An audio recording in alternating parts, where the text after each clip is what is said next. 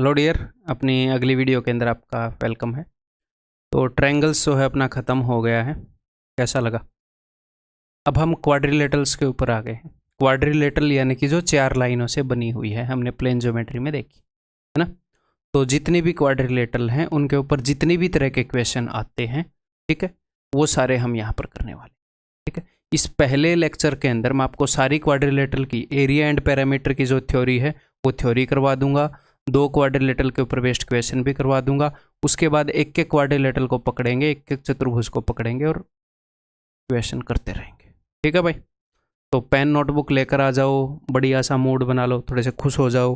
खुश इसलिए मत हो कि आपके मॉक के अंदर नंबर आ रहे हैं या कुछ भी हो रहा है, खुश इसलिए हो कि आप पढ़ रहे हो, आप काम कर रहे हो। अगर आज नंबर नहीं आ रहे तो कल आएंगे काम करने वाले के हैं। अगर आज नंबर आ रहे हैं और बंदा काम नहीं कर रहा तो कल उसके नहीं आएंगे, सीधी बात है, ठीक है। तो आप मेहनत कर रहे हो, दैट्स इट। उसका रिजल्ट होएगा नौकरी, उसका रिजल्ट होएगा बढ़िया रैंक, ठीक है। हमारे हाथ में क्या है? काम। काम कर सकते हैं बस, है? और हम लगातार कंसिस्टेंटली काम करते रहेंगे, खुश होकर काम में मन लगाकर, काम को एंजॉय करके अगर आप काम करोगे तो उसके रिजल्ट को आने से कोई नहीं रोक सकता, ठीक है जी। तो स्टार्ट कर दूं मैं। तो बड़े ही प्यारे स्वभाव से खुश होकर के आप पढ़ रहे हो, अपने टाइम को यूटिलाइज कर रहे हो, इंटरेस्ट लेकर इस चीज़ को पढ़ो। चलिए जी स्टार्ट करते हैं। तो सबसे पहले जो थ्योरी करेंगे दैट इज जनरल क्वाड्रिलेटरल, सामान्य चतुर्भुज। इसका क्या मतलब है? इसका मतलब है कि ये हर एक क्वाड्रिलेटरल के ऊपर लागू होंगी, जो भी बातें मैं आपको बताऊंगा। कभी कभी वो आपको पैरेललोग्राम नहीं देता, समांतर चतुर्भुज नहीं देता, रोम्बस नहीं देता, रेक्टेंगल नहीं देता, जस्ट बोल देता है कि ABCDS एक क्वाड्रिलेटरल है। तो यहाँ पर जो मैं आपको बातें बताऊंगा वो हर एक क्वाड्रिलेटरल पर लागू होंगी, चाहे वो कुछ भी हो या कुछ भी ना हो, बस क्वाड्रिलेटरल हो, ठीक है भाई। तो चलिए जी, तो जिस तरह के क्वेश्चंस, जिस तरह की सिचुएशंस एग्जाम के अंदर आती हैं वो सारी यहाँ पर हम डील करते हैं। हमारे पास एक क्वाड्रिलेटरल है ABCD, एक चतुर्भुज है। इसके अंदर मैंने एक डायगोनल खींच दिया है, ठीक है। इस डायगोनल का पॉइंट D से जो डिस्टेंस है, यानी कि परपेंडिकुलर डिस्टेंस है, दैट इज H1, या फिर हम बोल सकते हैं ट्रायंगल ADC की अगर बेस AC लें तो उसकी हाइट है H1, और ट्रायंगल ABC अगर मैं बेस AC को ले लूँ तो उसकी हाइट है H2। तो इसका एरिया निकालने के लिए वो कई बार बोलता है। तो सिंपल सी बात है, ऊपर वाली ट्रायंगल का एरिया क्या होगा? Half into base into height, half into base into height. इस वाली ट्रायंगल का एरिया क्या होगा? Half into base into height, half into AC into H2। अगर मैं इन दोनों को जोड़ दूं तो ये आ जाएगा, हाफ इंटू AC तो कॉमन आ जाएगा, H1 प्लस H2। एग्जामिनर ये चीज़ आपको कैसे बताता है? वो आपको ये बोल देता है क्वाड्रिलेटरल के अंदर एक डायगोनल का, एक विकर्ण का बाकी के दो वर्टिसेस से परपेंडिकुलर डिस्टेंस ये है। तो क्या हम इस फॉर्मूले को रटेंगे? नहीं रटेंगे, नहीं, हमने समझ लिया है ये बेस है, ये हाइट है, ये बेस है, ये हाइट है। दोनों ट्रायंगल के एरिया को जोड़ते हैं तो बेस तो कॉमन ही है, हाफ इंटू बेस फिर H1 प्लस H2, ठीक है भाई। बहुत ही सिंपल है ये चीज़। नेक्स्ट, कोई भी क्वाड्रिलेटरल हो, जनरल क्वाड्रिलेटरल के लिए है, कोई भी क्वाड्रिलेटरल हो, अगर उसके दो डायगोनल मैंने ड्रॉ कर दिए, ये D1 है, ये D2 है, ठीक है। दोनों डायगोनल की लेंथ गिवन है और उन डायगोनल्स के बीच में एंगल गिवन है। ये थीटा है तो ये क्या होएगा? ये 180 माइनस थीटा होएगा, है ना। तो ये वाला यूज कर लो, ये वाला यूज कर लो, फर्क नहीं पड़ता। Sine theta and sine 180 minus theta are same. तो ये मत सोचना सर ये वाला यूज करो या ये वाला, कोई भी एंगल यूज कर लो। एक एंगल 90 से बड़ा गिवन है, आपको उसके साइन निकालने में अनकंफर्टेबल आप हो रहे हो, उसके बगल वाला यूज कर लो, ठीक है मेरे भाई। तो इसका एरिया हम प्रूव कर सकते हैं, बट प्रूव करने की जरूरत नहीं है, आपको याद ही रखना पड़ेगा। और ये हर एक क्वाड्रिलेटरल के अंदर लागू होता है, चाहे स्क्वायर हो, रेक्टेंगल हो, पैरेललोग्राम हो, रोम्बस हो, ट्रेपेजियम हो, सबके अंदर लागू होता है अगर डायगोनल्स के बीच का एंगल मिल जाए तो। और इसी से कई फॉर्मूले स्क्वायर के, रेक्टेंगल के, रोम्बस के प्रूव किए जाएंगे। तो बहुत इंपॉर्टेंट है, हाफ इंटू डायगोनल्स का प्रोडक्ट इंटू साइन थीटा, ठीक है। इसको प्रूव कैसे कर सकते हैं? एक बार मैं दिमाग दौड़ाऊं क्योंकि मैं याद नहीं रखता ये चीज़ें। तो आप इसको प्रूव कर पाएंगे, खुद करेंगे, मैं यहाँ पर प्रूव करके नहीं दिखाऊंगा। हाफ AB साइन थीटा वाला फॉर्मूला लगेगा, इन चारों ट्रायंगल्स का एरिया निकाल कर देख लेना, उसको ऐड करके देख लेना, शायद उससे होएगा या जिससे भी होएगा। बहुत ईजी है बट हमारे लिए ज़रूरी नहीं है, थोड़ा सा दिमाग लगाएंगे दिख भी जाएगा, ठीक है, आपको क्या याद रखना है, एरिया क्वाड्रिलेटरल का क्या होगा, half d1 d2 sine theta. Clear है भाई। नेक्स्ट, किसी भी क्वाड्रिलेटरल के अगर दोनों डायगोनल्स मैंने ड्रॉ कर दिए हैं, ये प्लेन ज्योमेट्री में भी मैंने आपको करवाया था ये वाला, यहाँ पर इसको यूज करेंगे, वहां पर इतना खास यूज नहीं किया था। तो जो आमने सामने वाले ट्रायंगल्स हैं, इनके एरिया का प्रोडक्ट और इनके एरिया का प्रोडक्ट बराबर होता है। ठीक है, इनके एरिया का प्रोडक्ट और इनके एरिया का प्रोडक्ट बराबर होएगा a1 into a2 equal to a3 into a4। ये हर एक क्वाड्रिलेटरल के लिए है। ठीक है, चाहे कैसे भी क्वाड्रिलेटरल हो। देन नेक्स्ट, ये भी प्लेन ज्योमेट्री में मैंने आपको करवाया था। ठीक है, इसके साथ एक और इसी जैसी चीज मैं आपको करवा देता हूं, देखो, ताकि आपको याद रहे। मैंने आपको ये भी बताया था क्या, कि मान लो आप बेस के पैरेलल लाइन खींचते हैं, जस्ट वैसे ही रिवीजन करवा रहा हूँ, इसका इससे कोई लेना देना नहीं है, बस इसी जैसी चीज़ है इसलिए करवा रहा हूँ, ये मत सोचना कुछ लेना देना है। अगर आपने बेस के पैरेलल लाइन खींचती, तो मैंने ये बोला था कि अब कोई भी लाइन खींच दो, कोई भी लाइन खींच दो, अगर छोटी ट्रायंगल की लंबाई 2 है और बड़ी ट्रायंगल की लंबाई 3 है, बड़ी ट्रायंगल की यही कॉरस्पॉन्डिंग साइड, तो 2, तो ये हो जाएगी 1, तो कोई भी लाइन आप खींचोगे वो 2:1 रेशियो में ही बटेगी, 2:1 रेशियो में ही बटेगी। ठीक है, ऐसे ही मेरे भाई, अगर मेरे पास ये वाली ट्रायंगल है और ये वाली ट्रायंगल है, कौन कौन सी ट्रायंगल मैं बोल रहा हूं, ये वाली ट्रायंगल और ये वाली ट्रायंगल, जो इस डायगोनल ने बांट रखी है, इस डायगोनल ने बांट रखी है। ठीक है, इस डायगोनल ने ये 2 ट्रायंगल बना रखी है। तो जिस रेशियो में DO और OB होंगे, जिस रेशियो में DO और OB होंगे, उसी रेशियो में इन दोनों ट्रायंगल्स की हाइट्स होंगी, इन दोनों ट्रायंगल्स की हाइट्स होंगी। हम इजीली इसको प्रूव भी कर सकते हैं। ठीक है, तो मुझे एक बात बताओ, ऊपर वाली ट्रायंगल और नीचे वाली ट्रायंगल, ये मैं आपको प्रूव कर चुका हूं पहले प्लेन ज्योमेट्री के अंदर, एक फॉर्मेट से मैं आपको प्रूव कर चुका हूं।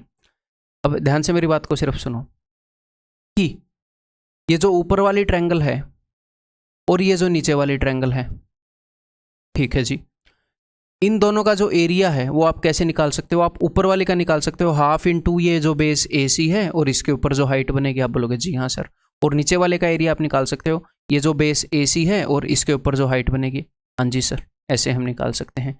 तो बेस ऊपर वाली और नीचे वाले ट्रायंगल का सेम है AC, आप बोलोगे जी हाँ सर, बेस तो सेम है, तो हाइट में जो फर्क होएगा वही इनके एरिया को डिसाइड करेगा। तो अगर मैंने आपको ये बता दिया कि ये जो DO है ये 2 है और ये जो OB है ये 3 है, तो ये जो ऊपर वाली ट्रायंगल है, मैंने क्या बताया कि DO और OB जिस रेशियो में होंगे उसी रेशियो में इनकी हाइट होगी। तो मैंने आपको क्या बताया कि ऊपर वाली जो ट्रायंगल है और नीचे वाली ट्रायंगल है, इनका बेस तो सेम है ही, इनकी हाइट का रेशियो वही होएगा जो DO और OB का होएगा, यानी कि इनकी हाइट का रेशियो 2:3 है। और इनके एरिया को क्या डिसाइड करेगा, इनकी जो हाइट है, क्योंकि बेस सेम हो चुका है, तो इनका जो एरिया का रेशियो वो 2:3 ही होएगा। जिस रेशियो में लाइन सेगमेंट बटी हुई है 2:3 ही इनके एरिया का रेशियो है। इसको मैं दूसरी तरफ से अगर आपको दिखाऊं, आप ऐसे भी मान सकते हो, मान लो इधर रेशियो 3:4 है, तो ये वाली जो ट्रायंगल है, ये वाली, इसका और इसका एरिया का रेशियो 3:4 होएगा। जिस रेशियो में लाइन सेगमेंट बढ़ती है वही इसके एरिया का और इसके एरिया का रेशियो होता है। ठीक है मेरे भाई, क्लियर है। ये यहां पर क्या है कि सिमिलर ट्रायंगल बन जाएंगे। सिमिलर ट्रायंगल कैसे बनेंगे, अगर मैं यहां पर प्रूव करूं, मैं आपको प्रूव भी करके दिखाई देता हूं। ये देखो मैं क्यों, ये इस ट्रायंगल की हाइट है, आप बोलोगे जी हाँ सर, ये इस ट्रायंगल की हाइट है, आप बोलोगे जी हाँ सर। ओके, अब आप देखो, ये वाली ट्रायंगल है BOP, ये वाली ट्रायंगल है DOQ। ठीक है, ओके, ये वाला जो एंगल है और ये वाला जो एंगल है दोनों सेम है, वर्टिकली ऑपोजिट एंगल। तो ये वाली ट्रायंगल और ये वाली ट्रायंगल के 2 एंगल इक्वल हो गए, θ90 θ90 हो गए, तो ये सिमिलर हो गई। 2 एंगल इक्वल होते ही तीसरा भी इक्वल हो जाएगा, सिमिलर हो गई कि नहीं, हो गई। तो इनकी ये जो कॉरस्पॉन्डिंग साइड है, इसका रेशियो 2:3 है, तो हाइट का रेशियो भी 2:3 होएगा। सिमिलर ट्रायंगल की कॉरस्पॉन्डिंग साइड्स का रेशियो सेम होता है। तो यही मैं बोल रहा हूँ, जिस रेशियो में DO और OB आएंगी उसी रेशियो में इन ट्रायंगल्स की हाइट आएंगी। बेस इनका सेम है, एरिया हाइट पर डिपेंड करेगा, तो एरिया डिपेंड करेगा DO और OB किस रेशियो में है, यही मैंने यहां पर लिखा है। तो क्या आपको ये रटना है, नहीं रटना नहीं है, मैंने भी नहीं रट रखा, ठीक है, मैंने ना ही ये ऐसे रटा था कैसे प्रूव होगा, थोड़ा सा दिमाग लगाया, हाँ ठीक है। बेसिक्स अपने मजबूत करने हैं, कैसे, जिस तरीके से मैं पढ़ा रहा हूँ उन चीज़ों को रिपीट करोगे, बेसिक अपने आप मजबूत हो जाएंगे। ठीक है, देखो, बिकॉज हम लॉजिकली पढ़ रहे हैं, एप्टीट्यूड है ये, मैथ्स नहीं है एक हिसाब से, एप्टीट्यूड है। मैथ्स तो पूरी दुनिया बोलती है तो बोलना पड़ता है, क्वांटिटेटिव एप्टीट्यूड है, तो मैं एप्टीट्यूड डेवलप कर रहा हूँ, लॉजिक डेवलप कर रहा हूँ, सेंस डेवलप कर रहा हूँ। ठीक है, मैथ्स ये आपके लिए तब था जब आप स्कूल में पढ़ रहे थे, 10वीं तक का मैथ है, फिर भी क्यों नहीं हो रहा है, क्यों, क्योंकि ये उससे थोड़ा सा अलग है, थोड़ी सी लॉजिकल सेंस के साथ इसमें चलना पड़ता है। ठीक, तो area of triangle ADC and area of triangle ABC, इनके एरिया का रेशियो क्या होगा, जो डी ओ और ओ बी का रेशियो होगा, और यही चीज़ बता रखी है। एरिया ऑफ ट्रायंगल इस वाली ट्रायंगल का और इस वाली ट्रायंगल का रेशियो क्या होगा, जो सी ओ और ओ ए का होएगा। ठीक है भाई, तो ये चीज़ रटने की जरूरत नहीं, आपको अच्छे से समझ में आ गई। ठीक है, ये छोटी छोटी चीज़ें जो हम याद करके चल रहे हैं, जो बहुत इंपॉर्टेंट है, ये हम कई जगह पर लगाएंगे, फिर हमें बहुत ज़्यादा स्पेसिफिक रिजल्ट रटने नहीं पड़ते हैं, जब हम चीज़ें कहाँ से आई हैं उसको रट लेते हैं, उसको समझ लेते हैं। ठीक, देखो ये चीज़ मैं आपको करवा चुका हूँ पहले, रिवाइज करवा रहा हूँ, प्लेन ज्योमेट्री में प्रूव करके दिखा चुका हूँ ये मैं आपको। ठीक है, तो इस ऊपर वाली ट्रायंगल और नीचे वाली ट्रायंगल, इसका और इसका, इस ऊपर वाले ट्रायंगल का एरिया डिपेंड करता है, अगर मैं रेशियो निकालूं ऊपर वाले ट्रायंगल और नीचे वाले ट्रायंगल के एरिया का, तो रेशियो होएगा, मैं आपको हिंट दे देता हूं मैंने कैसे प्रूव किया था। साइक्लिक क्वाड्रिलेटरल के अंदर ये अगर थीटा है तो ये 180 माइनस थीटा है, और sine theta sine 180 minus theta same होते हैं, तो प्रूव किया था साइन रूल से। अब आगे नहीं बताऊंगा, प्लेन ज्योमेट्री में कर चुका हूँ, है ना। तो ये देखो, ए इंटू डी ऊपर वाले के एरिया को रिप्रेजेंट करता है ए इंटू डी, नीचे वाले के एरिया को रिप्रेजेंट करता है बी इंटू सी, तो A into D B into सी, और इन दोनों के एरिया का रेशियो क्या है, एस और क्यू, तो एस बटे क्यू। क्या हमें रटना पड़ रहा है, नहीं रटना नहीं पड़ रहा है। जैसा भी एग्जाम में माहौल होएगा ये क्वेश्चन आएगा, क्योंकि ये बार बार आ रहे हैं, हम उसके अकॉर्डिंग तुरंत वहीं पर सोच समझ के विद इन सेकेंड ये चीज़ें लिख देंगे। अगर इन दोनों ट्रायंगल्स के एरिया के रेशियो की बात हो जाए, ठीक है, क्वेश्चन कैसे आएंगे करवाऊंगा, पहले भी करवा चुका हूं, अभी भी करवाऊंगा। तो इस ट्रायंगल का एरिया डी इंटू सी इस ट्रायंगल के एरिया को रिप्रेजेंट करेगा ए इंटू बी। ठीक है, तो इस ट्रायंगल का और इस ट्रायंगल के एरिया का रेशियो होगा P is to R, P is to R. ठीक है भाई, चीज़ें हम दोबारा कर रहे हैं इसलिए उतनी डिटेल में नहीं जा रहा हूं। नेक्स्ट क्वेश्चन करें फिर एक आधे। चलो, ये मैंने जो चीज़ें आपको बताई हैं ये जनरल क्वाड्रिलेटरल के बारे में बताई है ना, जनरल क्वाड्रिलेटरल, ये साइक्लिक की बताई है। तो अब जनरल क्वाड्रिलेटरल के कुछ क्वेश्चन करते हैं, फिर मैं आपको सारी क्वाड्रिलेटरल के बारे में बताऊंगा, फिर आगे सबके क्वेश्चन करेंगे, लेकिन अरेंज्ड करेंगे, टेंशन मत लो। The diagonal of a quadrilateral shaped field is 24। एक क्वाड्रिलेटरल शेप्ड फील्ड का डायगोनल जो है दैट इज 24। मान लो ये वाला डायगोनल जो है this is 24 and the perpendiculars dropped on it from the remaining opposite vertices. ये डायगोनल है तो इसके अलावा दो वर्टिसेस बच गए, ये बी और डी वाले। इनसे जब हमने परपेंडिकुलर ड्रॉप किया तो उनकी लंबाइयाँ क्या हैं, उनकी लंबाइयाँ हैं जी 8 और 13, और ये जो डायगोनल क्या है, ये डायगोनल है पूरा 24। तो सबसे पहले यही आपको करवाया था, इसका एरिया क्या होगा, हाफ इंटू दोनों ट्रायंगल के लिए ये बेस है। ठीक है, ये कॉमन आ गया, फिर ये वाली हाइट ये वाली हाइट, तो 8 + 13, खत्म बात। ये कितना है 21, यूनिट डिजिट 2 आएगा, 12 1 कम 12, 12 दूनी 24 और 1 25, 252। ठीक है भाई, अगला करो। लेट्स डू द अगला क्वेश्चन। ABCD से quadrilateral, the diagonal of ABCD intersect at point P। अच्छा, ABCD के जो डायगोनल्स हैं वो P पर इंटरसेक्ट करते हैं।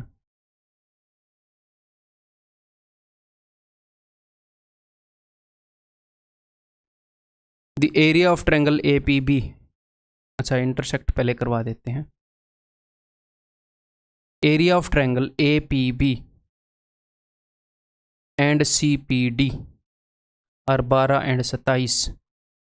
Okay, area of triangle APD यह है 13.5 और इसका एरिया हमने निकालना है, तो कोई दिक्कत नहीं है, इसका एरिया मैंने मान लिया है x। तो सिंपल सी बात है, ऑपोजिट जो ट्रायंगल्स हैं उनके एरिया का प्रोडक्ट सेम होता है, मैंने आपको बताया। तो 13.5 को मैं कैसे लिख सकता हूँ, 27/2। कोई मुझे रोकने टोकने वाला है, बताओ? नहीं है।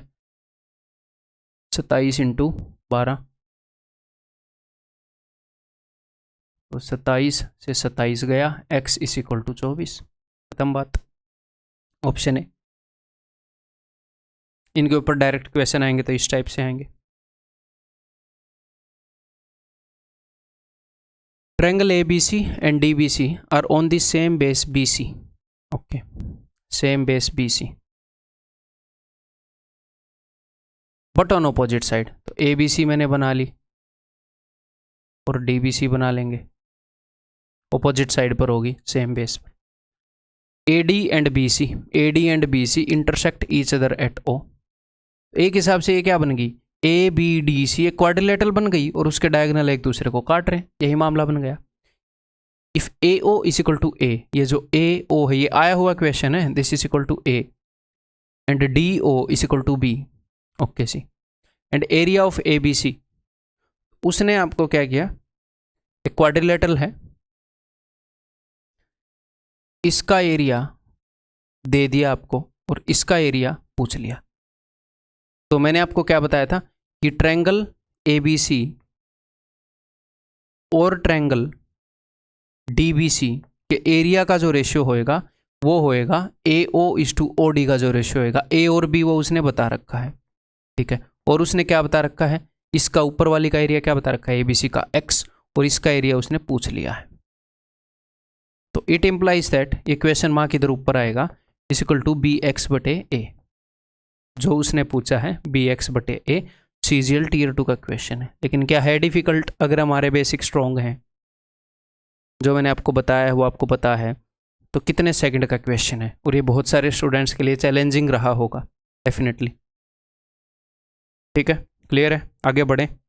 और एक और बात मैं आपको क्लियर कर देना चाह रहा हूँ, क्योंकि ये कई बार मेरे मन में आती है और बिल्कुल मेरे को ये लगता है ये ओबियस भी है मन में आना, कि मैं जो क्वेश्चन आपको करवाता हूँ मेरे भाई, मैं टोटली रिलेवेंट रहने की कोशिश करता हूँ, और एग्जामिनर अगर कुछ स्टेप आगे बढ़ेगा उस लेवल को भी मैं कवर करके चलता हूँ, लॉजिकली वो जितना बढ़ेगा।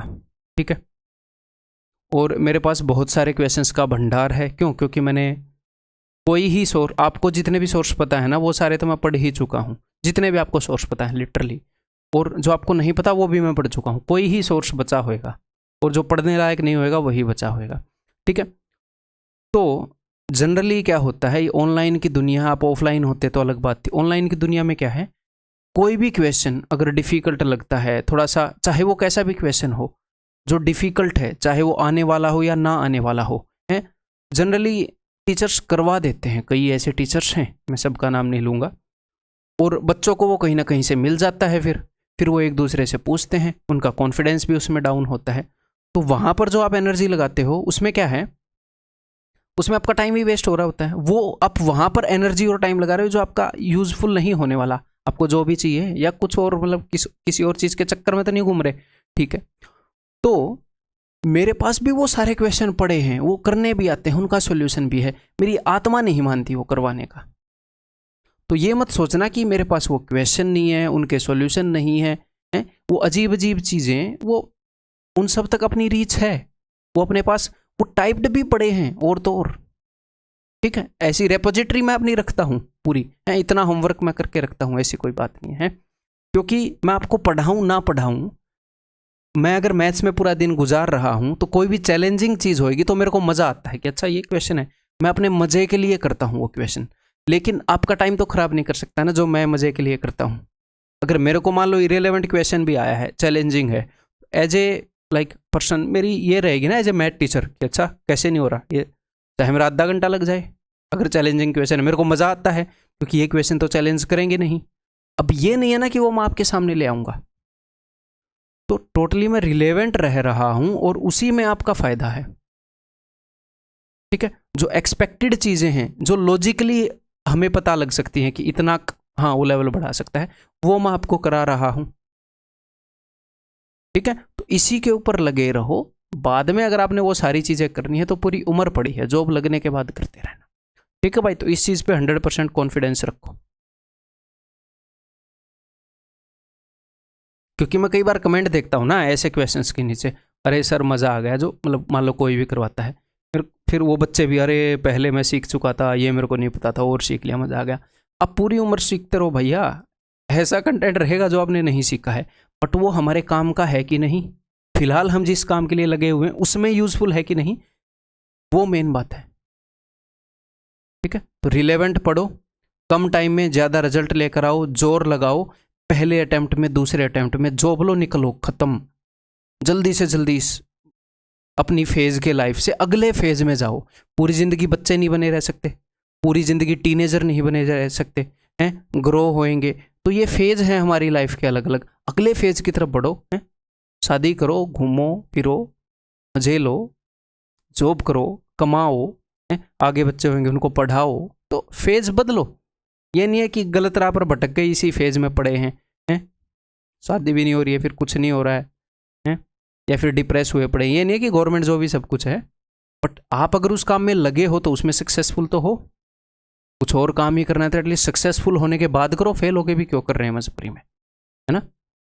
देखो, ABCD is a cyclic quadrilateral, ABCD एक साइक्लिक क्वाड्रिलेटरल है। तो किसी को भी गाइड भी करो तो रिलेवेंट पढ़ने के लिए गाइड करो। ये आया हुआ क्वेश्चन है भाई, और ऐसे क्वेश्चन ये मैंने शायद एग्जैक्टली सेम क्वेश्चन या ऐसा क्वेश्चन पहले करवाया भी है प्लेन ज्योमेट्री में। ABCD is a cyclic quadrilateral in which AB is equal to 16.5, ये 16.5 है, and BC is equal to x, BC जो है that is x, and CD is equal to 11। आपका रिवीजन भी हो जाएगा इन क्वेश्चंस का, and AD is equal to 19.8। BD bisects AC at O, जो BD है वो AC को बाइसेक्ट करती है, AC को 2 बराबर हिस्सों में बांट रही है। तो यहाँ पर मैं क्या करूँगा, बिकॉज मुझे उन ट्रायंगल्स के एरिया का रेशो पता चलता है, ये जो AO और CO का मुझे रेशो पता है, तो मुझे ये वाली ट्रायंगल और ये वाले ट्रायंगल के एरिया का रेशो पता चलेगा, इस वाले ट्रायंगल और इस वाले ट्रायंगल के एरिया का रेशो पता चलेगा। तो इस वाले ट्रायंगल के एरिया को रिप्रेजेंट करता है 11 × x, बटे में इस वाले ट्रायंगल के एरिया को रिप्रेजेंट करता है 19.8 गुणा में 16.5 इज इक्वल टू 1:1। अगर मुझे पता लग रहा है कि ये दोनों सेम है तो मैं डायरेक्टली एग्जाम में इसको ऐसे ही लिखता कि 11 × x इज इक्वल टू 19.8 × 16.5। अब इसकी काटा पीटी कर देते हैं भाई। चलो, तो 11 से अगर मैं इसको काटूँ, 11 एकम 11, 11 8, ये पॉइंट के बाद 2 के बाद पॉइंट है ना, ठीक है, कर ही लेते हैं, क्या ही करें, गुणा ही करना पड़ेगा। 18 × 5 = 90, 9 18 छिक्के 108 और 9 117, 11 18 और 11 29 और 2 के बाद पॉइंट 29.7। क्या सच में ऐसा है क्या? What is the value of x? What is the value of x? 11x। मैंने कुछ गड़बड़ कर दी। BC is equal to x, CD is equal to 11, AB is equal to 16.5, BCx, CD 11 and AD 19.8। ठीक है, what is the value of x? x की value 11 × 11 एकम 11, 8 बज गए, 11 8 88। ठीक है, क्यों गलतियाँ हो रही हैं आजकल? AB BC CD बाइसेक्ट वाले में BD is bisected, BD bisected है, BD इज बाइसेक्टेड। मैंने यार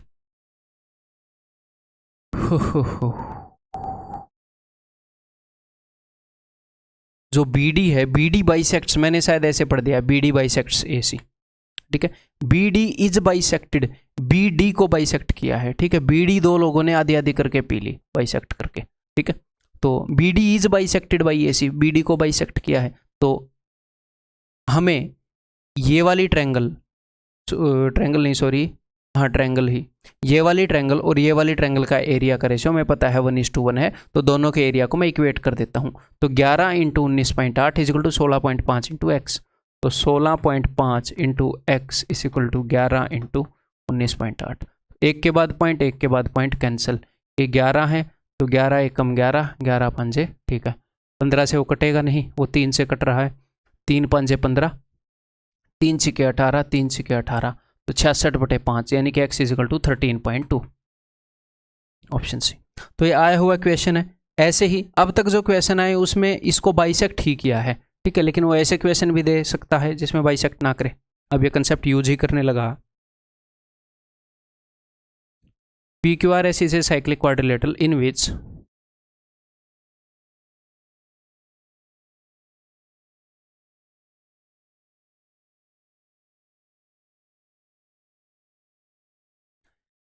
PQ is equal to 12, PS is equal to 10, SR is equal to 6 and SR is equal to 6 and SQ is divided by PR। SQ को divide किया है PR ने, अब की बार गलती नहीं करूंगा मैं, SQ को डिवाइड किया है किस रेशियो में, PR ने। तो SQ ऐसे S से हम जा रहे हैं तो 2:3 ऐसे लिखेंगे, ये नहीं है कि 2 और 3 लिख दो। PR in ratio 2:3, what is the length of RQ, तो RQ की लेंथ क्या है, लेट दिस बी X। तो अब की बार आपको इस वाले ट्रायंगल के रेशियो को इस वाले ट्रायंगल के एरिया का रेशियोज कंपेयर करने हैं। तो इस वाले ट्रायंगल का एरिया क्या होएगा, 6 × 10, ठीक है, और इस वाले ट्रायंगल का एरिया x × 12 इक्वल टू इस वाले ट्रायंगल का और इस वाले ट्रायंगल का एरिया का रेशियो है 2:3। बस x की वैल्यू निकाल दो, 3 चौके 12, ये ऊपर क्या है 60 है, तो 15 चौके 60 होता है, x उधर ऊपर जाएगा, वो हो जाएगा 15/2, दैट इज 7.5, दैट्स इट। ठीक है मेरे भाई। नेक्स्ट अब आगे मैं आपको क्या कराने वाला हूँ, आगे मैं आपको कराने वाला हूँ जितनी भी क्वाड्रिलेटरल्स ये बची हुई हैं इन सब की थ्योरी इसी वीडियो के अंदर। फिर थोड़े से क्वेश्चन करेंगे, क्वेश्चन हम कर लेंगे अपने पैरेललोग्राम के ऊपर, बाकियों के ऊपर बाद में क्वेश्चन करेंगे। ठीक है, स्टार्ट कर दें। इनके ऊपर मेनली जो क्वेश्चन आते हैं वो प्लेन ज्योमेट्री में मेनली आते हैं, वो भी ट्रायंगल्स के थ्रू ही आते हैं। यहाँ पर 2D में जिस तरह के क्वेश्चन आते हैं वो हम सारे कवर करेंगे। ठीक है, चलिए जी। तो सबसे पहले पैरेललोग्राम, जो पैरेललोग्राम की प्रॉपर्टीज़ हैं वो मैं आपको बता चुका हूँ सारी, तो प्रॉपर्टीज़ यहाँ पर मैं रिवाइज नहीं करूँगा। ठीक है, यहाँ पर एरिया और पेरीमीटर के जितने भी कंसेप्ट है वो मैं यहाँ पर आपको बताऊँगा। प्रॉपर्टीज़ सारी आप प्लेन ज्योमेट्री में करते हो। ठीक है, देखो तो पैरेललोग्राम का अगर एरिया निकालना है तो इसको अगर मैं बेस मान लूँ तो इस बेस के ऊपर हम देखेंगे ये कितना ऊंचा है, यानी कि इसकी कितनी हाइट है। और हाइट कैसे देखते हैं, यहाँ से ये वाली लाइन का कितना डिस्टेंस है। आप यहाँ से भी देख लो, कोई फर्क ही नहीं पड़ता। कुल मिलाकर हमने देखना क्या है, हम ये देख रहे हैं कि भैया ये पैरेललोग्राम ऊंचा कितना है और इसका बेस कितना है। तो area is base into height.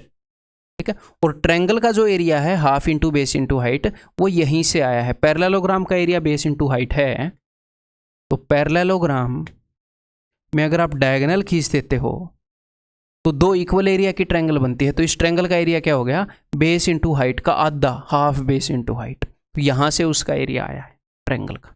ठीक है मेरे भाई, तो पैरेललोग्राम का अगर बेस गिवन है, अगर हाइट गिवन है, तो area is base into height. Then अगला, अगर आपको याद हो ट्रायंगल के अंदर ये बताया था अगर ये ए हो, ये बी हो और ये थीटा हो तो इसका एरिया होएगा हाफ AB साइन थीटा, बताया था कि नहीं। तो ये वाला भी यहीं से आया है, ऐसे हम बोल सकते हैं, अलग भी प्रूव कर सकते हैं लेकिन ऐसे ही मान सकते हैं यहीं से आया है। अगर आपको पैरेललोग्राम की 2 साइड्स की लंबाई गिवन हो, किन्हीं भी 2 साइड्स की, ये ए है तो वो भी ए हो गया, ये बी है तो ये भी बी हो गया, 2 की गिवन है तो चारों की पता लगी, और इनके बीच में आपको एंगल पता हो, बिकॉज ये 2 ट्रायंगल के एरियाज के बराबर होता है तो इसलिए यहाँ पर हाफ नहीं आता, तो इसका एरिया हो जाएगा AB sine theta, AB sine theta. तो कौन सा फॉर्मूला यूज करेंगे ये डिपेंड करता है कि हमें गिवन क्या है, दिया क्या गया है। ठीक है, ओके जी। नेक्स्ट, मैंने हर एक क्वाड्रिलेटरल के लिए आपको क्या बताया था कि चाहे कैसी भी क्वाड्रिलेटरल हो धरती के ऊपर, ठीक है, हर एक क्वाड्रिलेटरल का एरिया निकल सकता है अगर हमें डायगोनल्स की लंबाई गिवन हो और उनके बीच का एंगल गिवन हो। एक डायगोनल की लंबाई D1, दूसरे की D2, मान लो उनके बीच में एंगल थीटा है तो half D1 D2 sine theta. Clear है। तो पैरेललोग्राम के एरिया के निकालने के लिए 3 फॉर्मूले हैं जो एग्जामिनर यूज कर सकता है। नेक्स्ट, इसका पेरीमीटर क्या होगा? पेरीमीटर परिमाप क्या होता है कि जब हम इसके बाहर बाहर पैदल चलेंगे तो टोटल कितनी लंबाई कवर करेंगे। तो यहाँ पर पैदल चलोगे तो भैया ए यूनिट कवर करोगे, यहाँ पर पैदल चलोगे तो बी यूनिट कवर करोगे, यहाँ पर पैदल चलोगे तो फिर ए यूनिट कवर करोगे, यहाँ पर पैदल चलोगे तो बी यूनिट कवर करोगे। तो 2 बार ए यूनिट 2 बार बी यूनिट, तो twice of A plus B. ठीक है, सिंपल है जी। पैरेललोग्राम कवर हो गया, समांतर चतुर्भुज। Next theory rhombus. रोम्बस और पैरेललोग्राम में क्या फ़र्क है? प्लेन ज्योमेट्री में बताया था, ये पैरेललोग्राम ही है, बस इसकी चारों साइड्स बराबर हैं। अगर इसकी लंबाई ए है, ये ए है, ये ए है, ये ए है, पैरेललोग्राम ये बस ऐसा पैरेललोग्राम है। इसको थोड़ा सा मैंने ऐसे पुश करके बराबर कर दिया चारों साइड्स को, बस ये है। ठीक है जी। तो पैरेललोग्राम का एरिया है बेस इंटू हाइट, ये भी पैरेललोग्राम है तो इसका एरिया भी बेस इंटू हाइट। तो अगर इसके बेस को मैं ए मान लूँ और इसकी हाइट में निकाल लूँ, तो अगर रोम्बस की एक साइड दे रखी है और उसके ऊपर बनी हुई हाइट दे रखी है, तो एरिया क्या हो जाएगा? साइड इंटू हाइट, ए इंटू एच, यही है सबसे पहले। ठीक, तो ये रटना नहीं है, A H base into height ही है। रेक्टेंगल भी एक पैरेललोग्राम होता है, तो रेक्टेंगल का एरिया भी बेस इंटू हाइट ही होता है, बस इसका बेस क्या है? लेंथ, और इसकी हाइट क्या है? बी। हाइट बी क्यों है? बिकॉज ये 90 डिग्री का है, तो ये भी एक पैरेललोग्राम है। जो स्क्वायर है वो भी पैरेललोग्राम है, उसका एरिया भी बेस इंटू हाइट होता है, बेस भी ए, हाइट भी ए स्क्वायर हम बोल देते हैं। ठीक है, तो वही चीज बस चल रही है हर एक जगह। ठीक है, नेक्स्ट, अगर आपको इसकी 2 साइड्स के बीच में बना हुआ एंगल पता है,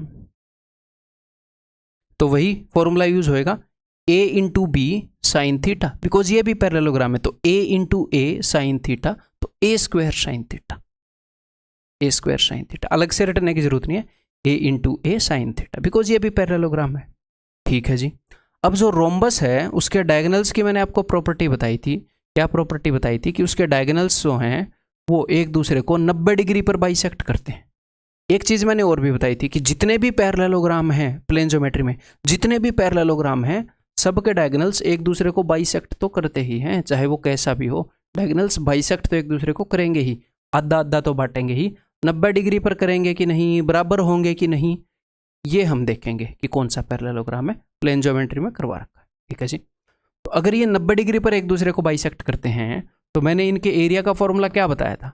अगर हमें दोनों डायगोनल की लंबाई पता है और उनके बीच का एंगल पता है, तो बीच का एंगल है 90, तो half d1 d2 sign theta, तो साइन 90। अब साइन 90 क्या होता है? साइन 90 होता है 1, तो इसलिए लिखने की जरूरत नहीं है। ठीक है, तो है ये parallelogram, half d1 d2 sine theta दुनिया की हर एक क्वाड्रिलेटरल पर चलेगा। ठीक है, यहीं से इनके डायगोनल वाले फॉर्मूला आएंगे, रोम्बस के, स्क्वायर के, सबके। तो हाफ d1 d2, ठीक है, half of the product of the diagonals.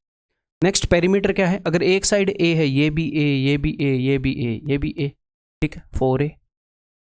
अब यहाँ पर एग्जामिनर यूज क्या करता है वो मैं आपको बताता हूँ। यहाँ पर एक राइट एंगल ट्रायंगल बनती है, और जहाँ पर भी राइट एंगल ट्रायंगल बने और एग्जामिनर यूज ना करे, ऐसा हो नहीं सकता। ठीक है, एक बढ़िया अपॉर्चुनिटी है पाइथागोरस थ्योरम लगवाने की है, या फिर राइट एंगल ट्रायंगल के अंदर एक एल्टीट्यूड ड्रॉप करने की, कितनी बढ़िया अपॉर्चुनिटी है, तो वो इसको यूज करे बिना मानता नहीं है। ठीक है, तो इस चीज़ को आपने स्पेशल ध्यान देना है। ये पूरा डायगोनल d2 लंबाई है, तो अगर ये पॉइंट O है तो O से लेकर B तक होता है d2/2। अगर ये पूरा डायगोनल की लंबाई d1 है तो O से लेकर A तक होएगी d1/2 है, बिकॉज बाइसेक्ट करते हैं एक दूसरे को। ठीक है, तो डायगोनल्स के लंबाई की हाफ, डायगोनल के लंबाई की हाफ, और साइड यानी कि d1/2 d2/2 और A form A right angle triangle. ये एक राइट एंगल ट्रायंगल बनाते हैं, बस ये आपके दिमाग में होना चाहिए। इसके ऊपर वो बहुत सारे क्वेश्चन पूछता है। यहाँ पर पाइथागोरन ट्रिपलेट्स को यूज़ करेगा, कुछ भी कर सकता है। यहाँ पर परपेंडिकुलर ड्रॉप करवा देगा, वो सिमिलरिटी वाली कंडीशन यहाँ पर क्रिएट हो जाएगी, कुछ भी तो दिल में आएगा वो करेगा। ठीक है जी, क्लियर है यहाँ पर सब। नेक्स्ट, जैसे ये क्वेश्चन देख लो, find the length of asked line segment. जिस भी लाइन सेगमेंट की हमने लेंथ पूछी है वो बताओ, ऐसे बोल रहा है। तो ये जो डायगोनल है इसकी लंबाई है 126, तो बिकॉज बाइसेक्ट होता है तो 126 का हाफ 63, ये भी 63, हालांकि ये लिखने की जरूरत नहीं है। 32 का हाफ ये 16, ये भी 16। यहाँ पर 90 डिग्री का एंगल बनेगा, तो 16 63 65 वाला पाइथागोरन ट्रिपलेट याद होगा तो ये 65 होगी। तो इस तरह के क्वेश्चन देता है, इसलिए इस तरह इसको यूज़ करता है। यहाँ पर देखो ये एंगल तो 90 का होता ही होता है, उसके अंदर उसने एक वही राइट एंगल ट्रायंगल के अंदर राइट एंगल से एल्टीट्यूड ड्रॉप कर ली। वही जो अपना सिमिलरिटी वाला केस बनता है, सारे रिजल्ट यहाँ पर लगेंगे। अब ये बहुत ही सुनहरा मौका है कि आप उन सारे फॉर्मूलाज को एक बार अपनी नोटबुक पर लिख लें, वीडियो को पॉज करके। ऐसे कर लिया करो, कहीं पर भी पाइथागोरियन ट्रिपलेट की बात हो तो एक बार वीडियो को पॉज करके सारे ट्रिपलेट जितने भी आपको याद हैं लिख दिया करो, एक बार नोट्स में नज़र मार लिया करो। यही जो बार बार आप रिपीट करोगे ना, इससे एग्जाम क्लियर होता है। ठीक है जी, चलिए जी। तो ये अगर 40 है तो मेरे भाई ये हो जाएगा 20, ये हो जाएगा 20, बाइसेक्ट होते हैं, ये 30 है ये वाला डायगोनल, तो ये हो गया 15, ये हो गया 15। ठीक है, अब ये BE की लंबाई पूछ रहा है। ठीक है, ये निकालने को तो कई तरीके से निकाली जा सकती है, देखते हैं कौन सा कम कैलकुलेटिव रहेगा। तो ये है 15, 20, तो ये हो जाएगा 25। 3 का 5 गुना, 4 का 5 गुना, राइट एंगल ट्रायंगल BOA की बात कर रहा हूँ, तो ये पूरा क्या हो जाएगा 5 का 5 गुना 25। ठीक है, अगर ये 25 हो गया तो अब इसको निकालने के लिए मैं ऐसे भी कर सकता हूँ, OB का square equal to BE into BA, ऐसे ही कर लेते हैं ना, या और किसी तरीके से भी कर सकते हैं। एक और तरीके से कर सकते हैं, कैसे? इस ट्रायंगल का एरिया हम दो तरीके से निकाल सकते हैं, बेस इंटू हाइट यहाँ से और बेस इंटू हाइट यहाँ से, तो उससे ये आ जाएगी, फिर पाइथागोरस थ्योरम लगाकर ये भी आ जाएगी। कैसे भी कर लो, है ना, आपकी मर्जी है, आज़ाद देश के आज़ाद नागरिक हो आप। तो OB square is equal to, because इससे डायरेक्ट आ रहा है तो मैं इससे निकाल लूँगा, BE इंटू BA। ठीक है, OB square is equal to 15 into 15, BE into BA is equal to 25।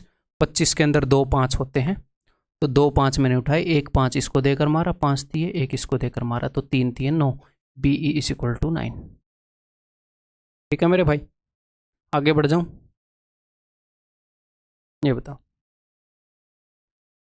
अब रेक्टेंगल भी एक पैरेललोग्राम है, बताओ है कि नहीं है? रेक्टेंगल भी एक पैरेललोग्राम है, तो पैरेललोग्राम वाली सारी चीज़ यहाँ पर लगेंगी। ठीक है, तो यहाँ पर वो वाला कर लेते हैं हम, इसके बेस को मैंने मान लिया L, इसको लेंथ हम बोलते हैं, इसको हम बोलते हैं ब्रेड्थ, चौड़ाई। तो ऐसे करके देखो, पैरेललोग्राम में आपको पता है कि AB साइन थीटा से एरिया निकलता है, तो यहाँ पर भी वही है, L into B sine theta, जो थीटा है वो 90 है, तो साइन 90 क्या हो गया 1 हो गया, तो एरिया हो गया लेंथ इंटू ब्रेड्थ, या बेस इंटू हाइट करके मान लो इस चीज़ को। ठीक है, कैसे भी मान लो, मानना पड़ेगा। अगर आपको रेक्टेंगल के दोनों डायगोनल्स दे रखे हो, तो दोनों डायगोनल्स की लंबाई बराबर होती है रेक्टेंगल के अंदर, प्लेन ज्योमेट्री में बताया, दोबारा नहीं बताऊंगा। ठीक है, दोनों डायगोनल्स की जो लंबाई है वो बराबर है। ओके जी, क्यों बराबर है? प्लेन ज्योमेट्री, वहाँ से रिवाइज करो। और इनके बीच का एंगल क्या है? इनके बीच का एंगल मान लो थीटा है, तो half D1 D2 sign theta, तो D1 D2 तो सेम है, तो half D square sine theta, तो इसको अलग से रटने की जरूरत नहीं है, वही पैरेललोग्राम वाले हर जगह चल रहे हैं। ठीक है, ओके जी। अब यहाँ पर 90 डिग्री का एंगल है, ओके, तो एक राइट एंगल ट्रायंगल बन गई ना DAB, और ये पूरा DB है, ये डायगोनल है भैया, डायगोनल की लंबाई क्या है D, तो राइट एंगल ट्रायंगल बन गई, तो पाइथागोरस थ्योरम यूज होएगा, D square is equal to L square plus B square. Done. Perimeter क्या हो गया आपको पता ही है, twice of L plus B। ठीक है, बस यहाँ पर ये मैंने A मान लिया, ये B मान लिया, तो इसलिए twice of A plus B आ रहा है। Okay, clear. नेक्स्ट अपने पास है स्क्वायर। अब स्क्वायर क्या है? स्क्वायर भी एक पैरेललोग्राम है, एक ऐसा पैरेललोग्राम है जिसको हमने ऐसे सीधा खड़ा कर दिया और सारी साइड बराबर है, या फिर हमने रोम्बस को सीधा खड़ा कर दिया, या फिर हमने ऐसी रेक्टेंगल ले ली जिसकी सारी साइड बराबर हो, कुछ भी सोच लो। ठीक है, तो एरिया क्या होएगा? एरिया होएगा A into B sine theta, A into A sine 90 जो कि 1 है, तो A इंटू ए स्क्वायर। अब इसके जो डायगोनल्स हैं मेरे भाई, डायगोनल्स एक दूसरे के बराबर होते हैं। ओके जी, स्क्वायर के ये भी D है, ये भी D है, और एक दूसरे को 90 डिग्री पर बाइसेक्ट करते हैं, तो फिर डायगोनल के हिसाब से पैरेललोग्राम का फॉर्मूला होता है half D1 D2 sine theta. यहाँ पर मैं क्या लगाऊंगा? यहाँ पर मैं लगाऊंगा हाफ D1 इंटू D2, दोनों सेम ही हैं, और साइन 90, तो साइन 90 तो 1 होता है, तो ये हो जाएगा हाफ D स्क्वायर। अलग से बताओ रटना है कि नहीं रटना? नहीं रटना, हाफ D स्क्वायर। क्लियर है? एरिया क्या है? Half D square. जो ये डायगोनल है ये बिकॉज 90 है, ये 90 है तो ये 45 हो गया, ये 45 हो गया, राइट एंगल ट्रायंगल बन गई आइसोस्केलस, तो ये 1 है, ये 1 है तो ये √2 है, तो डायगोनल क्या है, साइड का √2 गुणा, तो diagonal is equal to √2a। Perimeter क्या हो जाएगा 4a, चारों साइडों की लंबाई का सम, चारों साइड बराबर है, ठीक है। 1D एंड 2D रिलेशंस, ठीक है, ये एक मेरे को आपको करवाना है, ये मैं आपको करवा देता हूँ। देखो, तो 1D एंड 2D रिलेशन में बात कर रहा हूँ दो स्क्वायर्स के बीच में।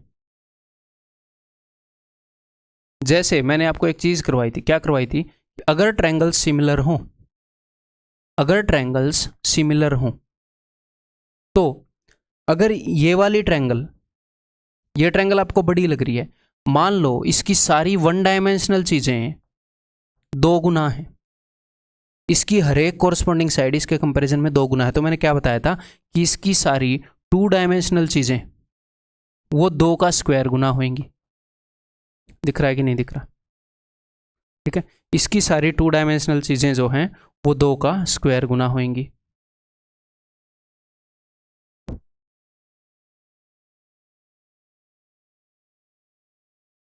अगर 1 डायमेंशनल चीजें k गुना हैं तो 2 डायमेंशनल चीजें k स्क्वायर गुना होंगी, ऐसे बोल सकते हैं। अगर ट्रायंगल सिमिलर हो तो, लेकिन दुनिया के सारे स्क्वायर तो सिमिलर हैं, सारे स्क्वायर तो एक ही जैसे होते हैं। एक स्क्वायर को, अगर ये छोटा स्क्वायर है, इसको जूम करोगे इसके ऊपर बैठ जाएगा, सिमिलर तो है ही, सारी साइड्स बराबर हैं, हाँ जी, सारे एंगल 90 के हैं, हाँ जी। तो यहाँ पर तो एक कंडीशन है अगर 2 ट्रायंगल सिमिलर हों तो, लेकिन यहाँ पर तो वो कंडीशन नहीं है, ये तो सिमिलर हैं ही, दुनिया के सारे सर्कल सिमिलर हैं, दुनिया की सारी इक्विलेटरल ट्रायंगल सिमिलर हैं, ठीक है। तो यहाँ पर क्या कंडीशन है कि ये वाला स्क्वायर कि अगर 1 डायमेंशनल चीज k गुना है, यानी कि अगर इसकी साइड k गुना है, साइड 2 गुना है, तो एरिया 4 गुना हो जाएगा। अगर इसके कंपैरिजन में इसका डायगोनल 2 गुना है तो एरिया 4 गुना हो जाएगा, ठीक है मेरे भाई। तो इसके कंपैरिजन में इसकी जो 2 डायमेंशनल चीजें हैं वो k स्क्वायर गुना हो जाएंगी।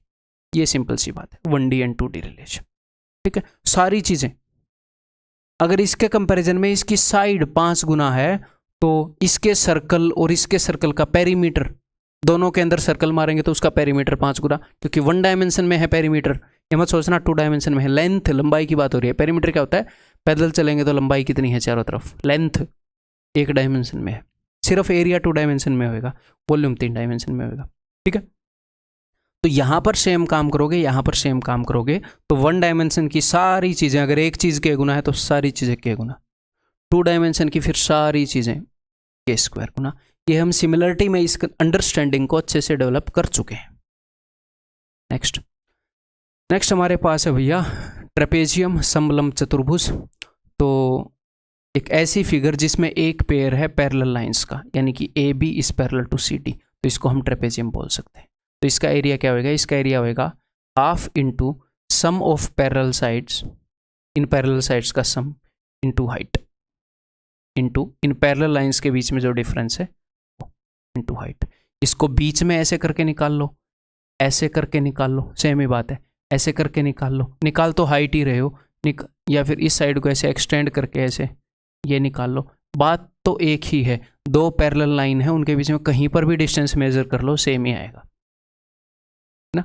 ओके, देन एक और चीज मैंने आपको बताई थी, क्या चीज बताई थी कि इसकी नॉन पैरेलल साइड्स के मिड पॉइंट, ई और एफ मिड पॉइंट है, ये मिड पॉइंट्स को अगर आप मिलाओगे तो ये जो लंबाई आएगी ई एफ वो ए बी और सी डी के सम का हाफ होगी।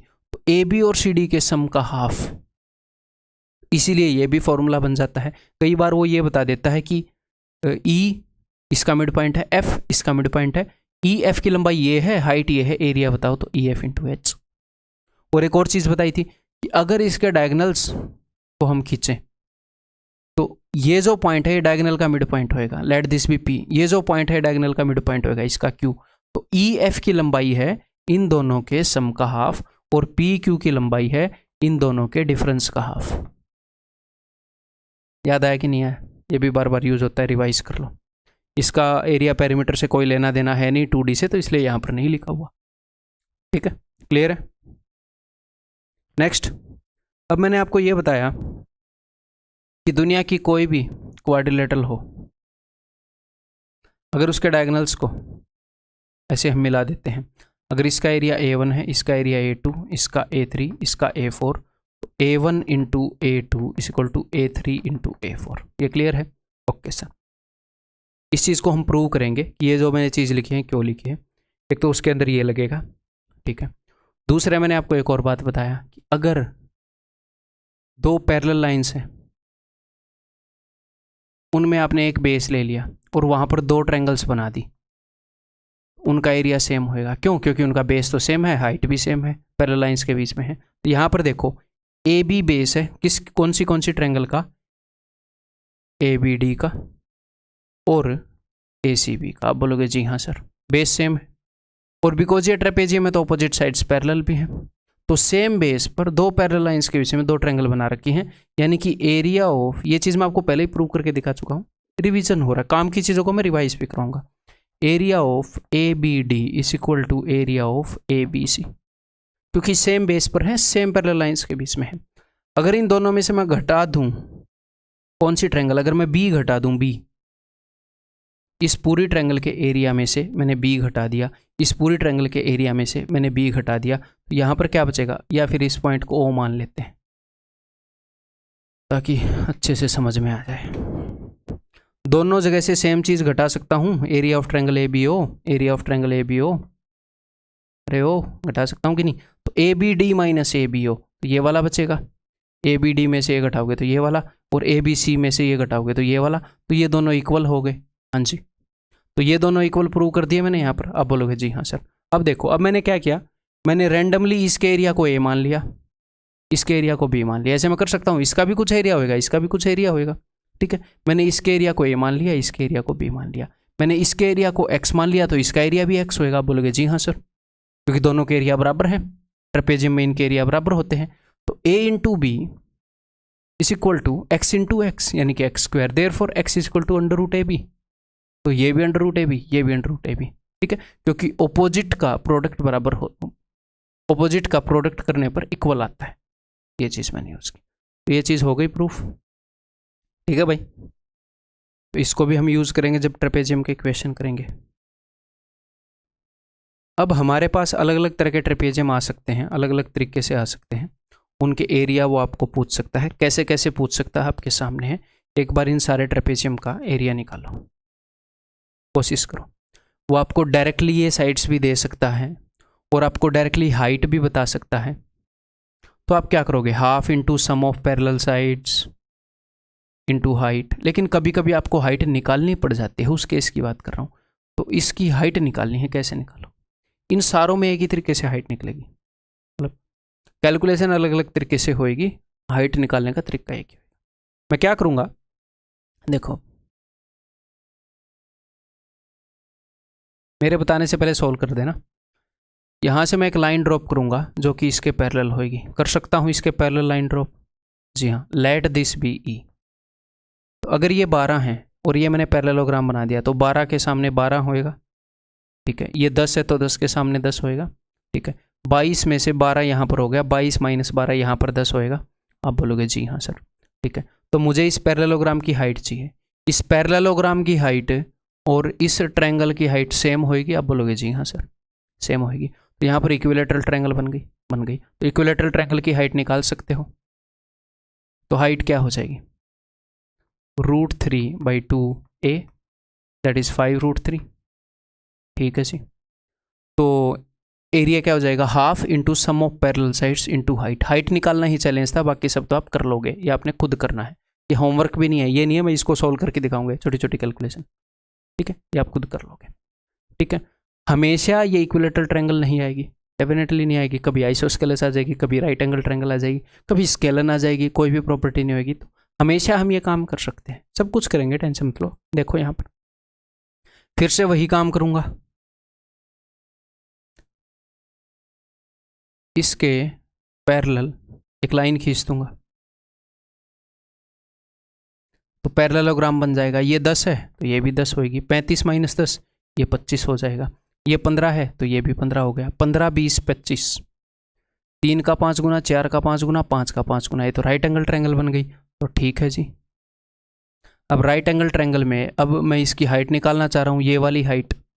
अब आपको पता ही है क्या, इस ट्रायंगल का एरिया दो तरीके से निकल सकता है। इसको बेस मानूंगा तो ये हाइट होएगी, इसको बेस मानूंगा तो ये हाइट होएगी। तो हमें पता है 25 इंटू एच, ये वही कंडीशन आ गई ना राइट एंगल ट्रायंगल में, right angular vertex altitude drop करी, 25 into H equal to 15 into 20। H की वैल्यू आ जाएगी, जी हाँ आ जाएगी। उसके बाद आप एरिया निकाल लोगे, नहीं निकालोगे तो कहाँ जाओगे, निकाल लोगे ही, ठीक है।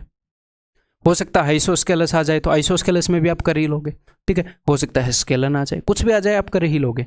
ये देखो विश्वास है मुझे आप पर। यहां से मैं इसके पैरेलल ड्रॉ करूंगा,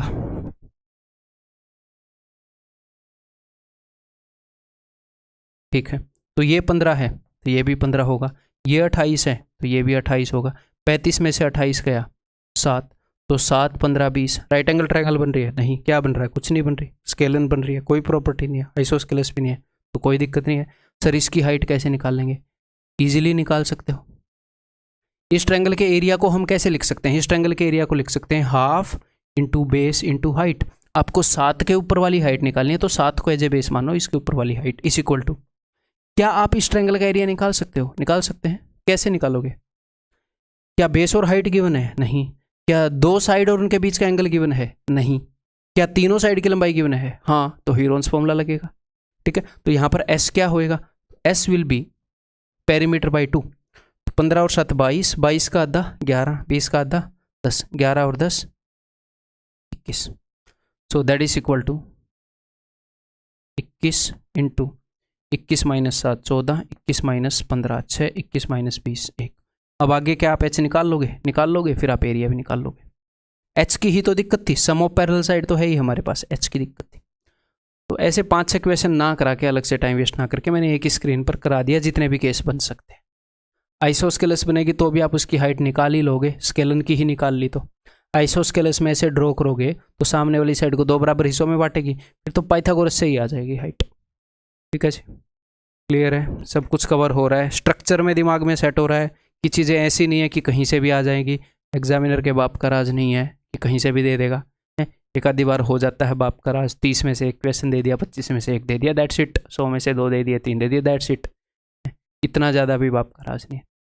अगर वो इरिलेवेंट जाएगा ही, रोक तो हम उसको नहीं सकते, तो एक क्वेश्चन में चला गया 2 में, दैट्स इट। वो ना सिलेक्शन रोकते ना वो रैंक 1 रोकते, ठीक है।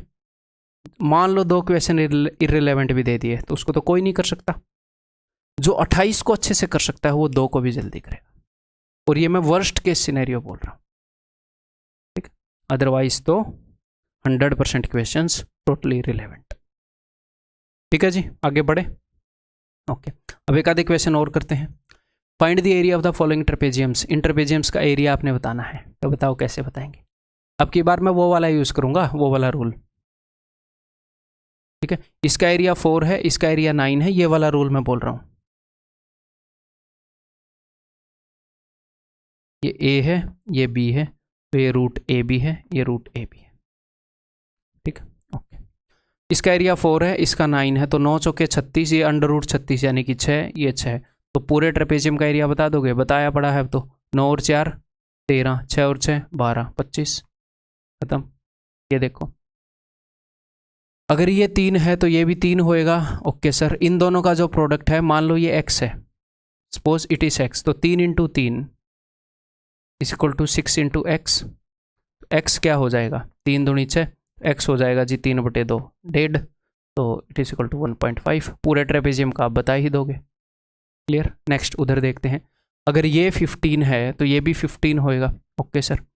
अब मैंने आपको एक बात बताई है कि किसी भी ट्रेपेजियम के अंदर जब हम डायगोनल्स को मिला देते हैं तो डमरू बनता है, और जब भी डमरू बनेगा तो सिमिलर ट्रायंगल्स होंगे ये दोनों, ठीक है सर।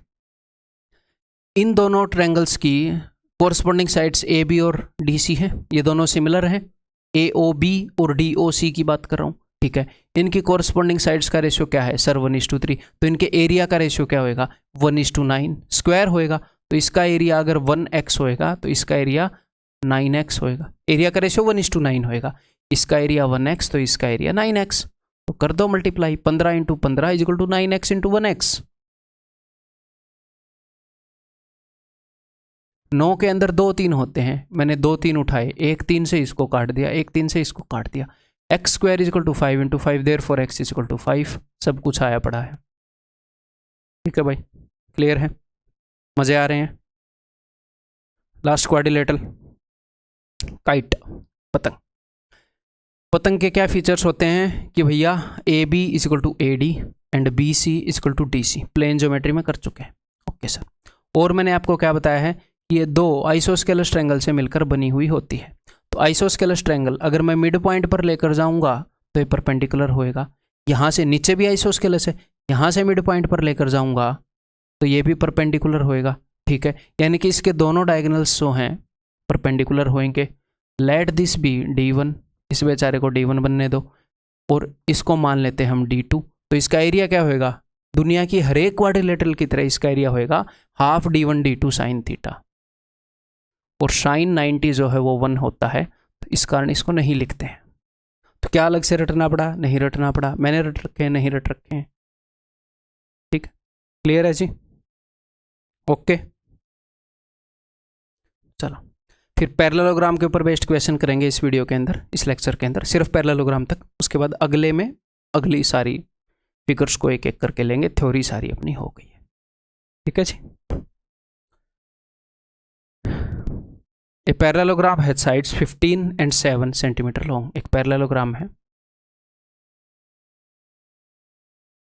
ये साइड 15 है, ये 7 है, तो ये भी 7 हो गई, ये भी 15 हो। ठीक, the length of one of the diagonal. तो आप ये वाला डायगोनल ले लो या ये वाला डायगोनल ले लो, फर्क नहीं पड़ेगा।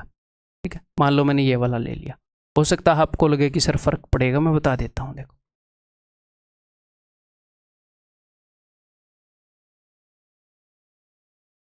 अगर आप ये वाला भी लोगे तो देखो इस पैरेललोग्राम का एरिया दो ट्रायंगल्स के एरिया के बराबर है। इधर एक ट्रायंगल है और इधर एक ट्रायंगल है। इस ट्रायंगल की साइड से 7 20 और 15, इस ट्रायंगल की साइड है 7 20 और 15। वैसे भी डायगोनल दो बराबर एरियाज में बांट रहा होता है पूरे एरिया को, है ना। तो एक ट्रायंगल का एरिया निकालूंगा, सर कैसे निकालोगे, हीरोन्स फॉर्मूला, तीनों साइड्स की लंबाई गिवन है। ठीक है, और उसको डबल कर दूंगा। यहाँ पर भी दो ट्रायंगल हैं 7 15 और 20 की, यहाँ पर भी 7 15 20 की दो ट्रायंगल है, क्या ही फर्क पड़ेगा। तो निकालें फिर, चलो। तो 7 और 15 22 और ये 42 21, ऐसा आ गया 21। निकालते हैं भाई, 21 -7 14 -15 6 -20 1। ओके, तो बिकॉज 21 है तो this is 7 into 3, this is 7 into 2, एक 7 बाहर आ गया, 3 दूनी 6, एक 6 है, एक 6 है, 2 6 हैं, एक 6 बाहर आ गया, तो दिस इज 42। लेकिन अब 42 मत मार देना। ठीक है, एक ट्रायंगल का है 42, दूसरी का भी 42 है, तो answer is option B.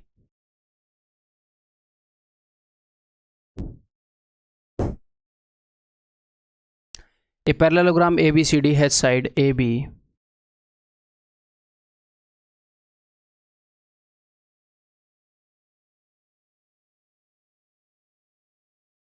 AB is equal to 24 and AD is equal to 16।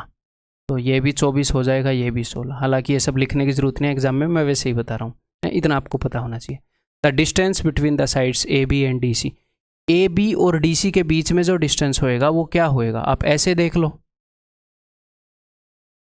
या ऐसे देख लो, वो क्या होएगी, इस बेस के ऊपर बनी हुई हाइट, जो कि क्या है, जो कि 10। तो इस पैरेललोग्राम का एरिया आप ऐसे निकाल सकते हो, बेस इंटू हाइट। हाँ जी सर निकाल सकते हैं, लेकिन अगर मैं इस साइड को या इस, मैंने गलत लिख दिया, दिमाग चकरा गया था क्या ये वैल्यूज देखकर, ऐसे होगा, सॉरी। देखो इस साइड को अगर मैं बेस लूंगा तो ये हाइट होगी। वो क्या बोल रहा है, find the distance between side AD and BC, इनके बीच का डिस्टेंस। इनके बीच का डिस्टेंस क्या होएगा, इनके बीच का डिस्टेंस होएगा जो, अगर मैं इसको बेस मानूं या इसको बेस मानूं तो जो हाइट होएगी। तो इसके एरिया को मैं लिख सकता हूं बेस इंटू हाइट, यानी कि 24 इंटू 10, और इसके एरिया को मैं लिख सकता हूं बेस, अगर मैं 16 मान लूं तो ये जो भी हाइट निकालनी है। ठीक है, ऐसे क्वेश्चन वो कई बार देता है, तो हम डायरेक्टली स्टेटमेंट से भी कर सकते हैं, थोड़ा सा अलर्ट रहें तो, अदरवाइज बना के तो डेफिनेटली कर सकते हैं। 8 दूनी 16, 8 3 24, 2 से मैं इसको काटूंगा 5 पर, h is equal to 15। Option C. ठीक है, क्लियर है। Next, sides of a parallelogram are in ratio 5:4। तो क्यों ना हम इसको HW में कर लें, आप खुद कर लें, इसको इजीली कर सकते हैं, पिछला क्वेश्चन करवाया वैसे ही है। ABCD से parallelogram, points P and Q are on side AB and BC respectively.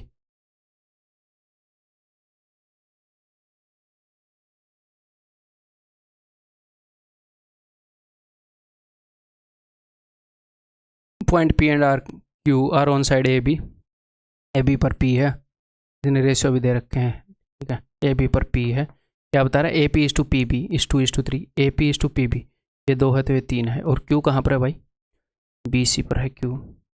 क्या बता रहे, CQ is to CB, CQ is to CB, CQ 2 है तो पूरा CB 3 है, तो 3 माइनस 2 ये 1 हो जाएगा PQ, ऐसे 3 मत लिख देना।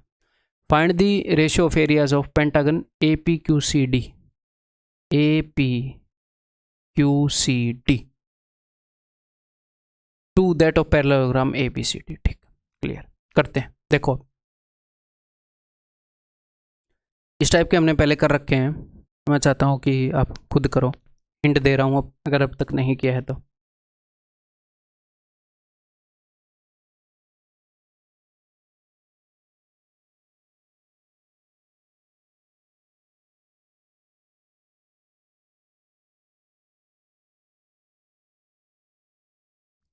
ठीक है, हिंट दूं, मैंने आपको ये चीज़ करवाई है कि किसी भी ट्रायंगल में अगर किसी ने ऐसे कोना काट दिया, ऐसे ऐसे, और मान लो यहाँ पर उसने रेशियो बता दिया कि यहाँ पर रेशियो है 2:3, यहाँ पर रेशियो है 1:2, कुछ भी, तो प्रूव करके बताया था साइन थीटा वाला रूल लेके कि ट्रायंगल PBQ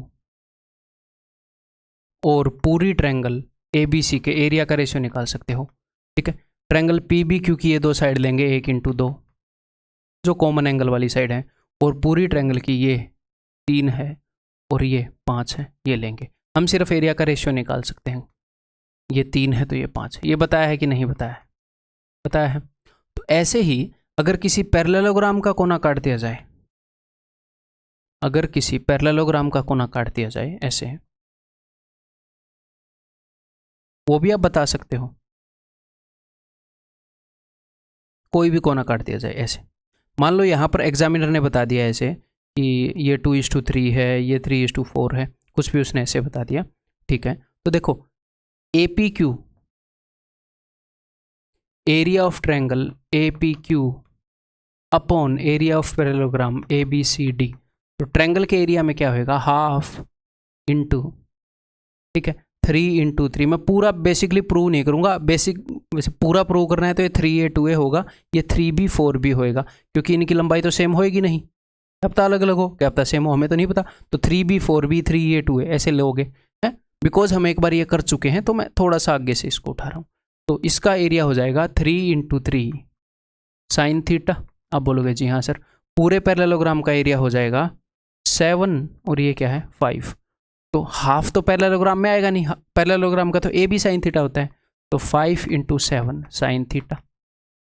ठीक है जी, साइन थीटा से साइन थीटा गया, तो इज इक्वल टू 1/2 3:3 5:7, तो 9/70 जो भी है मतलब। तो हम क्या करेंगे, कोई ट्रायंगल का अगर कोना काट रखा है, इस क्वेश्चन में देखो ये काट रखा, तो मैं हाफ यूज कर लूंगा।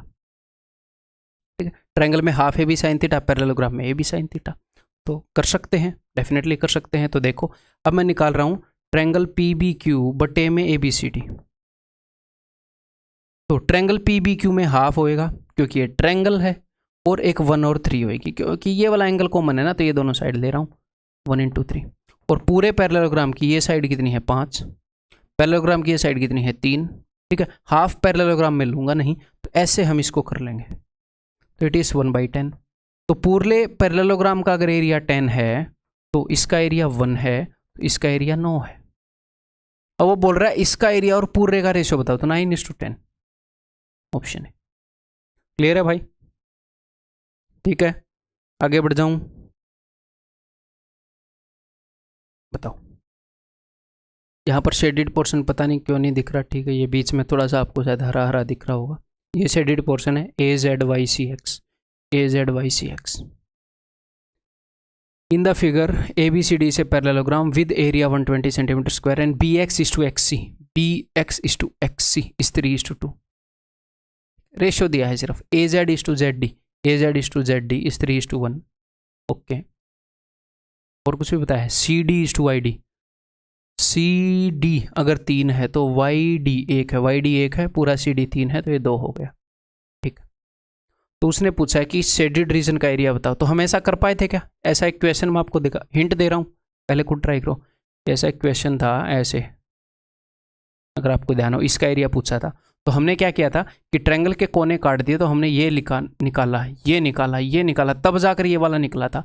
बीच वाला नहीं निकाल पाओगे, लेकिन पैरेललोग्राम के कोने काट दिए तो ये निकाल सकते हो, ये निकाल सकते हो, बीच वाला अपने आप आ जाएगा। ठीक, तो वही करते हैं, देखो। तो अब मैं निकाल रहा हूँ area of ABX upon ABCD। कर सकता हूँ कि नहीं कर सकता हूँ? कर सकता हूँ। तो ABX तो एक ट्रायंगल है, तो इसलिए मैंने हाफ कर लिया। ठीक है, अब इसकी ये वाली साइड कितनी होगी? 3। ये वाली साइड कितनी होगी? सामने से उठाऊंगा, 2 और 1 3 है। अब कई बंदों को ये कन्फ्यूजन होएगा, तो ये लो, वो 2+1 एनोटेशन में कन्फ्यूजन होएगा, 3। तो ये वाली 3, ये वाली 3, ओके सर। अब पूरे पैरेललोग्राम को देख लो, ये वाला एंगल कॉमन है, ये कोना काटने का, इसका क्या एरिया है? Half AB sin theta. अब पूरे पैरेललोग्राम की ये वाली साइड कितनी है? 5। ये वाली साइड कितनी है? 3। बस ये हो गया 3/10। इसका एरिया 3/10 है। इसका एरिया पता लग जाएगा, ZDY अपॉन ABCD हाफ 1 × 1। ये वाली साइड कितनी है? 4। ये वाली साइड कितनी है? 2 + 1 3। ठीक है, तो 1/24, 1/24 आ गया, क्या आती है? ठीक है, 1/24 होगा। हमें क्या है बताओ, हमें क्या? तो ऐसा एरिया चाहिए पूरे पैरेललोग्राम का जो 24 से भी डिवाइड हो, 10 से भी डिवाइड हो। हालांकि इन्होंने एरिया बता रखा है ना, 120 बता रखा है, तो अगर इन्होंने बता ही रखा है तो बहुत बढ़िया। 120 का 1/24 यानी कि 5, 120 का 3/10 यानी कि 36, तो 36 + 5 41, 120 - 41, ये हो जाएगा जी 79, ऑप्शन डी। ठीक है, क्लियर है? नेक्स्ट बताओ। एग्जाम में आया हुआ क्वेश्चन, कैट में। कैट का नाम देख के डरना मत बिना वजह, ठीक है, बिल्कुल रिलेवेंट है, कर सकते हो। A parallelogram ABCD has area 48,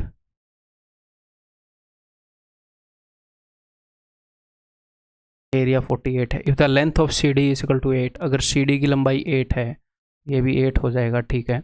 and that of AD is S, if the length of CD, ठीक है, AD की लंबाई S है, तो ये भी S है, ठीक है। Then which one of the following is necessarily true, तो कौन सा ट्रू है? देखो, इसने इसकी लंबाई बता दी, ओके सर, और इसने एरिया बता दिया। तो एरिया क्या होता है? एरिया होता है बेस इंटू हाइट, यानी कि 48 इज इक्वल टू 8 इंटू, अगर मैं यहाँ पर इसको h मान लूँ तो into h base into height, okay sir. तो h की वैल्यू क्या आ गई? 6, तो h की वैल्यू आ गई 6, ओके। अब वो ये बोल रहा है कि जो s की वैल्यू है, let this point be P, जो s की वैल्यू है वो क्या होगी? ये एक राइट एंगल ट्रायंगल बन गई, तो s की वैल्यू पक्का, देखो हाइपोटेन्यूज है, 6 से तो बड़ी होगी। जी हाँ सर, 6 से तो बड़ी होगी, तो हमेशा 6 से बड़ी होगी। जी हाँ सर, तो ऑप्शन सी। लेकिन यहाँ पर बराबर भी दे रखा है, तो बराबर क्यों दे रखा है? हाइपोटेन्यूज कैसे बराबर हो सकता है इसके? तब बराबर हो सकता है, देखो जरा ध्यान से, अगर इस पैरेललोग्राम को मैं ऐसे रेक्टेंगल की तरह बना दूं, बेस 8 है तो ये हाइट 6 हो जाएगी। बेस अगर 8 है, अगर मैं रेक्टेंगल भी तो एक पैरेललोग्राम है, तो क्या हो जाएगा? ये जो S है ये ही 6 हो जाएगा। तो S की वैल्यू 6 के बराबर या उससे बड़ी हो सकती है, छोटी तो नहीं होगी। ऐसा भी नहीं हो सकता कि S is not equal to 6, ये भी नहीं हो सकता कि S इज लेस देन 6 है। अब 5 इज लेस देन S, ठीक है, S जो है ये नहीं है कि 5.1 है, ये भी नहीं होएगा, यही एक है पॉसिबल, ऑप्शन सी। ठीक है, बिल्कुल बेसिक अंडरस्टैंडिंग है। ठीक है जी। Next, in a parallelogram ABCD there is a point E inside parallelogram. ठीक है भाई,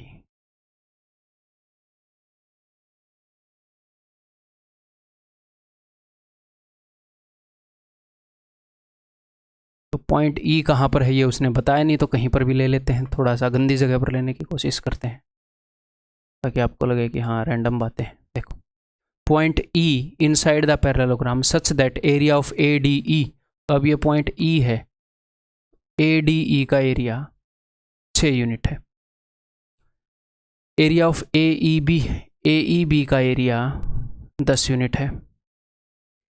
एरिया ऑफ BEC का एरिया 8 यूनिट है। इसका एरिया वो पूछ रहा है। ठीक है, इसका एरिया मैं मान लेता हूँ x।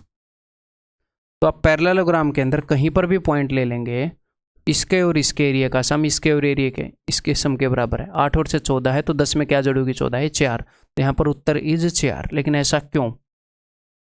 रटना नहीं है, मैंने रट नहीं रखा, अभी आपको बताऊंगा तो फिर आपको याद हो जाएगा। ठीक है, क्यों? देखो जरा, मान लो मैंने AB की लंबाई मान ली है B। ठीक है, बेस, मैंने AB को बेस मान लिया, तो इसकी लंबाई भी हो जाएगी B। आप बोलोगे जी हाँ सर, क्लियर है। तो मैं पूरे ABCD इसका अगर एरिया निकालना चाहूँ तो बेस इंटू हाइट हो जाएगा। जी हाँ, लेकिन मैं क्या करना चाह रहा हूँ, मैं ट्रायंगल AEB का एरिया निकाल रहा हूँ। AEB का एरिया क्या होएगा? AEB का एरिया होएगा हाफ इंटू बेस इंटू, इसको हम मान लेते हैं H1। ठीक, ओके। अब मैं एरिया निकालना चाह रहा हूँ CED का area half into base into H2, इसको मैं मान लेता हूँ H2। ठीक है, अब मेरी बात को ध्यान से सुनिएगा, इसको देसी तरीके से समझेंगे, प्रूव तो इजीली हो ही जाएगा। देसी तरीके से समझते हैं। अगर मैं इस वाले ट्रायंगल और इस वाले ट्रायंगल के एरिया को ऐड कर दूं, तो इन दोनों ट्रायंगल का जब मैंने एरिया निकाला तो मैंने किया half into base into H1 और half into base into H2। ठीक है, तो बेस तो वही है जो पैरेललोग्राम का है। बोलोगे जी हाँ सर, पैरेललोग्राम का ही बेस है, और हाइट भी पूरे पैरेललोग्राम की कवर होगी। देखो, यहां से लेकर यहां तक की जो पैरेललोग्राम की हाइट थी वो है H1, यहां से लेकर यहां तक की जो पैरेललोग्राम की हाइट थी वो है H2। तो दोनों ट्रायंगल ने मिलकर, अगर मैं देखूं दोनों ट्रायंगल ने मिलकर, अगर इन दोनों ट्रायंगल के एरिया का मैं सम करूं, तो बेस तो पैरेललोग्राम वाला ही यूज कर लिया और मिलकर हाइट भी पूरी कवर कर दी। हाँ जी सर, बेस भी सेम है, हाइट भी सेम है, बट ये ट्रायंगल है, इनके फॉर्मूले में आता है हाफ और पैरेललोग्राम में हाफ नहीं आता, बेस इंटू हाइट। तो इन दोनों का सम पैरेललोग्राम से हाफ है। देखो, अब इनको अगर आप ऐड भी करोगे तो क्या होएगा?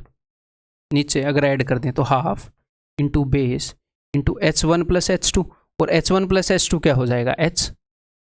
यह पूरे पैरेललोग्राम की हाइट तो कवर कर दी, यहां से यहां तक की हाइट H1, यहां से यहां तक की H2, this is H1 plus H2। तो half into base into height, तो ये क्या हो गया? This is half of parallelogram, half into area of ABCD। तो जब हम कोई भी पॉइंट ले लेंगे उस पे ऐसे ट्रायंगल बनाते हैं, आमने सामने वाली ये जो ट्रायंगल है पूरे एरिया में से आधा कवर कर लेती है। ठीक है, ये भी तो आमने सामने वाली हैं, ये भी आधा कवर कर लेती हैं। तो इन दोनों का जो एरिया का सम और इन दोनों का एरिया का सम वो सेम है, क्योंकि आधा इन्होंने ले रखा है, आधा इन्होंने ले रखा है। 8 और से 14, अब 10 में क्या जोड़ूगी? 14 है 4। आंसर इस ऑप्शन है। ठीक है भाई, क्लियर है। अब इस तरीके से अंडरस्टैंडिंग डेवलप होनी चाहिए कि बेस तो सेम है, इन दोनों ट्रायंगल के एरिया को जोड़ूं तो बेस भी पूरा यूज कर लिया और मिलकर हाइट भी पूरी यूज कर ली, पर ये ट्रायंगल है इसलिए फॉर्मूले में हाफ है, तो हाफ है पूरे पैरेललोग्राम से। नेक्स्ट ये जो आपको रंग दिख रहा है ये SPQR या PQRS, इसका एरिया आपने बताना है शेडेड रीजन का।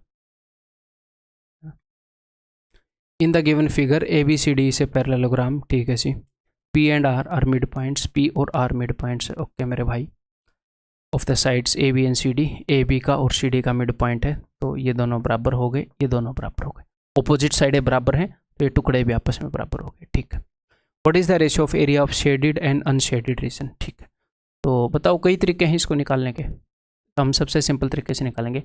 मैं P और R को मिला देता हूँ, ये दिख रहा है कि नहीं? अच्छे से दिख रहा है, अच्छे से। ठीक है, तो किसी भी पैरेललोग्राम के अंदर ये मिड पॉइंट है, ये मिड पॉइंट है, इनको मिलाओगे तो ये लाइन ऐसे पैरेलल होंगी। आपने किया क्या है, मिड पॉइंट और मिड पॉइंट को ऐसे काटा है, तो बस दो इक्वल पैरेललोग्राम्स में आपने बांट दिया। ये दोनों पैरेललोग्राम ही बने हैं, ये वाला और ये वाला, मिड पॉइंट से मिड पॉइंट को मिलाओगे तो ठीक है। यहाँ से ये उतना ही दूर है, यहाँ से ये उतना ही दूर है। ये पूरी लाइन और ये पूरी लाइन सेम थी, जी हाँ। अब यहाँ से यहाँ तक पूरी लाइन का आधा, यहाँ से यहाँ तक जो पूरी लाइन है उसका आधा, तो ये पैरेललोग्राम ही बनेगा, ऑपोजिट साइड सेम है और पैरेलल है तो ठीक है। तो बस आपने पी आर करके दो, ये जो ए पी आर डी है और पी बी सी आर है, दो बराबर पैरेललोग्राम में फिगर को बांट दिया। और अब मैंने आपको एक बात बताई है क्या, कि पैरेललोग्राम के अंदर जो डायगोनल्स हैं वो एरिया को 4 बराबर हिस्सों में बांटते हैं। हर एक के पास एरिया 1/4 है, तो इसके पास एरिया 1/4 होएगा। किसका 1/4? ए पी आर डी का 1/4, 1/4 of A P R D, जो parallelogram A P R D है उसका 1/4, और इसके पास भी 1/4 हो गया, चारों एरिया बराबर होंगे। किसका 1/4? 1/4 of P B C R. तो अगर मैं पूरी फिगर को अब मैं मिलाऊंगा, तो अपने इलाके में इसने 1/4 एरिया हासिल कर रखा है, अपने इलाके में इसने 1/4। कई बच्चे 1/4 + 1/4 ऐसे करके हाफ कर देंगे, ऐसे नहीं करना। अपने इलाके में इसने 1/4 ले रखा है, अपने इलाके में 1/4, तो टोटल मिलाओगे तो पूरा इलाके का 1/4 इनके पास है। अगर मैं ये बोलूँ कि मैं सेब हाफ खा गया, मैं केले हाफ खा गया, तो मैं टोटल कितने फ्रूट खा गया? हाफ + हाफ 1 नहीं, जो सेब है उसमें से मैं हाफ खा गया, जो केले हैं उसमें से मैं हाफ खा गया। टोटल फ्रूट्स को देखेंगे तो मैं सेब भी हाफ खा गया, केले भी हाफ खा गया, यानी कि सारे फ्रूट्स मिलाकर मैं हाफ खा गया, सब में से हाफ हाफ खा गया, ठीक है। तो वो है, तो 1/4। तो जो हमारे पास शेडिड रीजन है वो 1 है, जो अनशेडिड रीजन है वो 3 है, टोटल जो रीजन है वो 4 है। उसने क्या पूछा है? शेडिड एंड अनशेडिड का। 1:3 इज द आंसर। 1:4 भी नहीं है, यहाँ पर 1/4 कर दो, ठीक है। Next question. मेरे ऑफिस में एक सर थे, जब मैं गवर्नमेंट जॉब पर था, 1.5 साल ही मैंने की, तो वो ऐसे 6 को ऐसे बोलते थे, सिकस। और मतलब जहाँ पर भी ऐसी प्रोनाउंसिएशन की ज़रूरत पड़ती 6 टाइप से, वहाँ पर सिकस ही बोल, मतलब इसी तरीके से बोलते थे।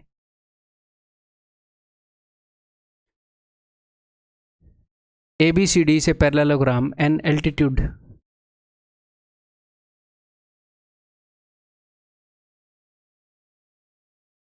A B C D an altitude D P is drawn on diagonal A C. A C के ऊपर एक एल्टीट्यूड बनाई है D P, from vertex D, ठीक है भाई, ये बना दी D P, such that D P is equal to 12 and B C is equal to 20, okay जी। एंड पी बी सी ये वाला जो एंगल है, this is equal to 90 degree, ठीक है, 90 डिग्री कर दिया मैंने। 12, 20, 90 सब कुछ बना लिया ना। Find the area of A B C D, तो ए बी सी डी का एरिया बताओ। इसने और कुछ नहीं बताया? अच्छा ठीक है जी, बताते हैं। देखो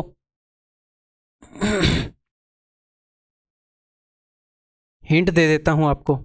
हिंट ये है कि एंगल लिखना स्टार्ट करो। इसको, इस एंगल को कुछ भी मान लो, फिर ये 90 माइनस दैट आ जाएगा, ठीक है। अब अगली हिंट, मैं पहले हिंट दूंगा, हिंटों से अगर आपका काम चलेगा तो। पैरेललोग्राम के अंदर ये वाला एंगल और ये वाला एंगल इक्वल होते हैं, क्योंकि जेड बन रहा है, जेड बन रहा है, ऑल्टरनेट इंटीरियर एंगल, ये वाला और ये वाला इक्वल होते हैं, ठीक है। और एंगल लिखने की बता दी। अब इसके बाद तो आपको कर लेना चाहिए। अब लास्ट एंड फाइनल हिंट, अगर दो ट्रायंगल्स के अंदर दो एंगल सेम हो जाए तो वो सिमिलर हो जाती है, ठीक। अब आपको कर लेना चाहिए, ठीक है। अब मैं बताता हूँ। मैंने इस वाले एंगल को मान लिया ए, तो इस ट्रायंगल के अंदर देखो पी बी सी के अंदर ये ए है, तो ये 90 माइनस ए होएगा, तो उसको मैं ए डैश लिख देता हूँ, 90 माइनस ए को, ठीक। अगर ये ए है तो ये भी ए होएगा, अभी जो मैंने आपको बताया ये जेड बन रहा है, ओके जी। अगर ये 90 है, ये ए है, तो ये हो जाएगा ए डैश। आप बोलोगे जी हाँ सर, यहाँ पर उसने कुछ और नहीं बताया क्या? कुछ और तो बता देता भैया। An altitude D P drawn on diagonal A C from vertex D such that D P is equal to 12, D P is equal to 12, B C is equal to 20। हाँ, अगर बी सी 20 है तो यहाँ पर ये भी 20 होएगा, parallelogram है, यही मैं सोच रहा था यार। कुछ तो और यहाँ पर साइड चाहिए, नहीं तो बात नहीं बनेगी। ठीक है, अब तो तीनों साइडें आ जाएंगी। ठीक है, ये है 3 का 4 गुना, ये है 5 का 4 गुना, तो ये तो होएगा 4 का 4 गुना। पाइथागोरन ट्रिपलेट 3 4 5 के 4 गुना। ठीक है, अब देखो इस ट्रायंगल के दो एंगल हैं ए डैश, तीसरा 90, ए डैश 90, तो सिमिलर हो गई, तो सिमिलर हो गई तो ठीक है। अब तो आप सब कुछ निकाल ही लोगे। तो लेकिन हमने निकालना क्या, हमने एरिया निकालना है। तो एरिया के लिए क्या कर सकते हो, ऐसे थोड़ी रैंडमली कुछ भी निकालेंगे। एरिया के लिए क्या कर सकते हो, तो भैया एरिया हम निकाल लेंगे अगर हमें ये पूरा डायगोनल मिल जाए। इसके ऊपर की हाइट तो गिवन ही है, तो ये 16 तो गिवन है। अगर ये पीसी मिल जाए, पीसी, तो पूरा डायगोनल मिल जाएगा। तो इस आधी ट्रायंगल का एरिया आ गया तो उसको हम डबल भी कर देंगे, है ना। ठीक है, तो पीसी निकालना है। अब दो ट्रायंगल सिमिलर हैं तो उनकी कोरस्पॉन्डिंग साइड्स का रेशियो सेम होएगा। ठीक है जी, तो ए डैश के सामने वाली साइड मुझे पता है, 90 के सामने वाली निकालनी है। तो ए डैश और 90 का काम करेंगे। तो यहां पर ए डैश के सामने क्या है 16, यहां पर ए डैश के सामने क्या है 20। ये दोनों सिमिलर हैं, उनकी कोरस्पॉन्डिंग साइड कर रहा हूं। यहाँ 90 के सामने है 20, ऊपर मैंने छोटी ट्रायंगल ली है, ए डैश के सामने 16, छोटी ट्रायंगल ये बड़ी, मतलब जो भी है पहले ये वाली ट्रायंगल ली है। वहां पर 90 के सामने क्या है पीसी। ठीक है, तो 4 चौके 16, 4 पंजे 20, 4 पंजे 20, PC is equal to 25। PC जो है दैट इज इक्वल टू 25। तो एरिया क्या हो जाएगा, half into base into height. आधी ट्रायंगल का ये आएगा, तो मैं हाफ क्यों लगाऊं, मुझे तो पूरे का निकालना है। तो 16 + 25 41 इंटू 12, ये कर दो बस। 12 एकम 12, 12 चौके 48 और 1 492। यूनिट डिजिट से भी आ सकता था। ठीक, सो दैट्स ऑल इस वीडियो के अंदर। ठीक है, कितने घंटे की बनी है, 1 घंटे 20 मिनट। ठीक है, तो टाइम को बिल्कुल एक एक मिनट को मैं यूटिलाइज कर रहा हूँ। आपके ऊपर आपके रिजल्ट की जिम्मेवारी है ना, अगर आप सीरियस हो तो है। मेरे ऊपर आप सबके रिजल्ट की जिम्मेवारी है, जितने भी स्टूडेंट पढ़ रहे हैं। बहुत सिंसियरली, मैं बहुत दिल से ये चाहता हूँ कि मैक्सिमम स्टूडेंट्स का यहाँ से सिलेक्शन हो, और होगा भी, मुझे पता है। ठीक है, बिकॉज कंटेंट के अंदर 1% भी कमी नहीं छोड़ूंगा। तो जो भी बच्चे पढ़ने वाले हैं, जो भी पढ़ेंगे, क्योंकि ना पढ़ने वाले का तो होगा ही नहीं, है तो श्योर है ही। जो भी कंटिन्यूसली काम को कर सकते हैं उनमें से एक भी बचेगा नहीं। ठीक है, तो बस वही चाहिए, और क्या चाहिए, और वही पॉसिबल है। उससे ज़्यादा तो हम एक्सपेक्ट भी नहीं कर सकते, है ना। ऐसा तो कुछ हो नहीं सकता कि जो पढ़ ही नहीं रहा है उसके मुंह में कोई दवाई डाल दें। ठीक है, तो भाई पढ़ते रहो। इस क्लास का फीडबैक भी आपने देना है, कहाँ पर, अपने जो टेलीग्राम का ग्रुप है वहाँ पर। ठीक है, मैं आपसे अगली वीडियो में मिलता हूँ।